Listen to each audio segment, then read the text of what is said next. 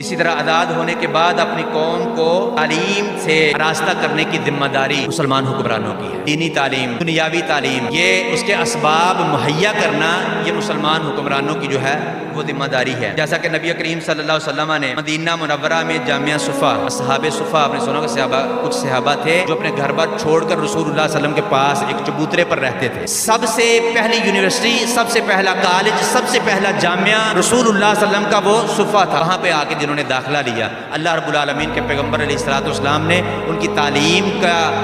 کے اسباب جو ہے وہ ان کو مہیا کی۔ اور اسی طرح بدر کے جو قیدی رسول اللہ صلی اللہ علیہ وسلم کے پاس جو ہے وہ آئے، ان کی تعلیم سے رسول اللہ صلی اللہ علیہ وسلم نے بھرپور فائدہ اٹھایا، اپنے بچوں کو جو ہے وہ ان کے ذمہ لگایا کہ ان کو تعلیم دو تو تمہیں آزاد کر دیا جائے۔ تو مسلمان